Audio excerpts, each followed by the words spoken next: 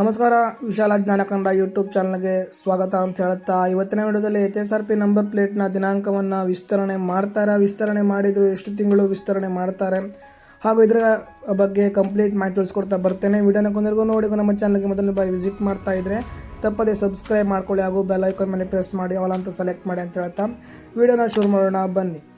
ಇದುವರೆಗೂ ಇರುವಂತಹ ಆದೇಶದ ಪ್ರಕಾರ ಫೆಬ್ರವರಿ 17ನೇ ತಾರೀಕಿಗೆ HSRP ನಂಬರ್ ಪ್ಲೇಟ್ ಹಾಕಿಸಿಕೊಳ್ಳದೆ ಅಂತಂದರೆ ಅಪ್ಲೈ ಮಾಡದೇ ಇರುವಂತಹ ವೆಹಿಕಲ್ಗಳ ಓನರ್ಗಳಿಗೆ 17ರ ನಂತರ ದಂಡ ವಸೂಲಿ ಮಾಡಲಾಗುತ್ತೆ ಅಂತ ಸರ್ಕಾರ ತಿಳಿಸಿತ್ತು.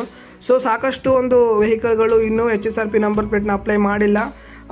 ಅಂದರೆ 10 ರಿಂದ 15 ಲಕ್ಷ 18 ಲಕ್ಷ ವೆಹಿಕಲ್ಗಳು ಮಾತ್ರ ಮಾಡಿರುವಂಥದ್ದು ಸಮೀಕ್ಷೆ ಪ್ರಕಾರ, ಮತ್ತು 1 ಕೋಟಿ ವೆಹಿಕಲ್ಗಳು ಮಾಡಲಿಲ್ಲ ಅಂತ ತಿಳಿದು ಬಂದಿದೆ.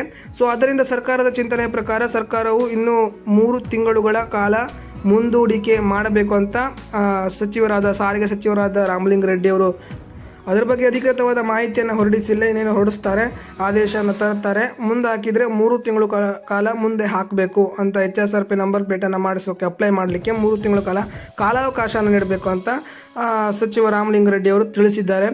ಸೊ ನೋಡೋಣ ಮುಂದೆ ಏನಾಗುತ್ತೆ ಅಂತ.